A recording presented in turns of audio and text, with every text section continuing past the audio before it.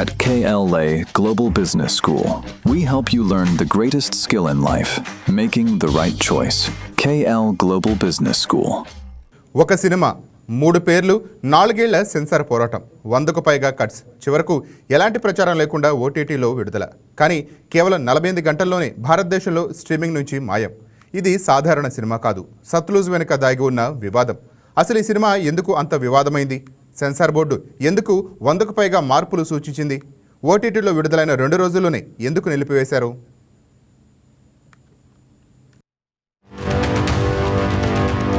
ఈ సినిమా వివాదానికి కారణం కథ కాదు, ఆ కథలో చూపించిన చరిత్ర.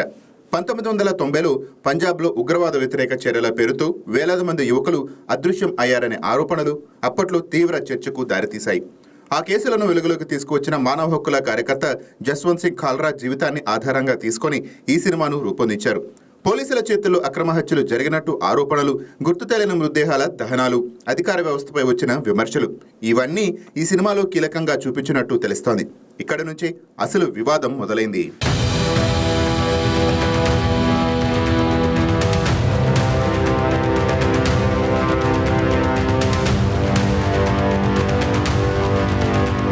మొదట ఘల్లు ఘారా పేరుతో ప్రకటించిన ఈ చిత్రానికి తర్వాత పంజాబ్ 95 అనే పేరు మార్చారు. చివరకు ఓటీటీ విడుదల కోసం సత్లూజ్ అనే పేరు ఖరారు చేశారు. 2022లో షూటింగ్ పూర్తయినప్పటికీ సెన్సార్ బోర్డు ఈ చిత్రంపై తీవ్ర అభ్యంతరాలు వ్యక్తం చేసింది.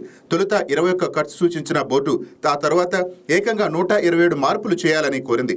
ఖల్రా పేరుతో తొలగించడం, కొన్ని సంభాషణలు మార్చడం, చారిత్రక ఘటనలకు సంబంధించిన సన్నివేశాలను తొలగించడం వంటి అనేక సూచనలు చేసినట్టు తెలుస్తోంది. అయితే అంతటి మార్పులు చేస్తే సినిమా అసలు ఉద్దేశమే దెబ్బతింటుందని చిత్రబృందం వాదించింది. దీంతో ఈ వివాదం కాస్త కోర్టు వరకు వెళ్లి సినిమా 4 ఏళ్ల పాటు విడుదల కాకుండా నిలిచిపోయింది.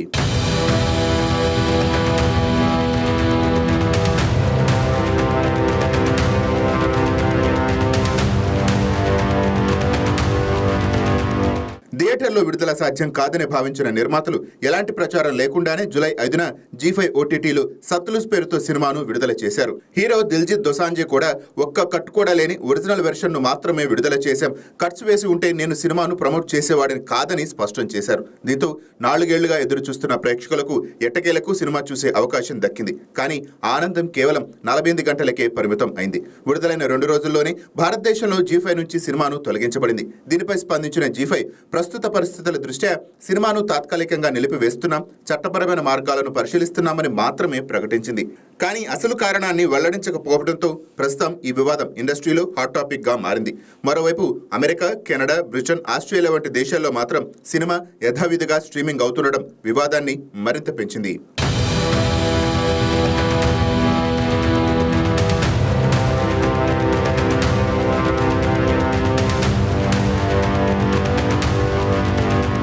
ఒక సినిమా చరిత్రను గుర్తు చేస్తే అది కళ, అదే చరిత్రను ప్రశ్నిస్తే అది వివాదానికి కేంద్రంగా మారుతుంది. సత్లూజ్ విషయంలో కూడా ప్రస్తుతం అదే జరుగుతోంది. 4 ఏళ్ల సెన్సార్ పోరాటం తర్వాత విడుదలైన సినిమా కేవలం 48 గంటల్లోనే భారతీయ ఓటీటీ నుంచి అదృశ్యం అవడం అనేక ప్రశ్నలకు తావిస్తోంది. సత్లూజ్ వివాదం కేవలం ఒక సినిమా గురించే కాదు, చరిత్రలో జరిగిన వివాదాస్పద ఘటనలు సినిమాగా చూపించే హక్కు ఎంతవరకు ఉంది? అలాంటి కథలను సెన్సార్ పేరుతో ఎంతవరకు మార్చవచ్చు? భావ ప్రకటన స్వేచ్ఛకు గీత ఎక్కడ గీయాలి అనే ప్రశ్నలను మరోసారి తెరపైకి తీసుకువచ్చింది. అసలు ఈ సినిమా ఎందుకు నిలిపివేశారు? చట్టపరమైన చిక్కుల, లేక చారిత్రక, రాజకీయ సున్నిత అంశాల ప్రభావమా? ఒకవైపు విదేశాల్లో యథావిధిగా స్ట్రీమింగ్ అవుతుండగా భారతదేశంలో మాత్రం అందుబాటులో లేకపోవటం ఈ వివాదాన్ని మరింత తీవ్రం చేసింది. సత్లూజ్ సినిమా మళ్లీ భారతీయ ప్రేక్షకుల ముందుకు ఎప్పుడు వస్తుందనేది మాత్రం ప్రశ్నార్థకరంగా మారింది.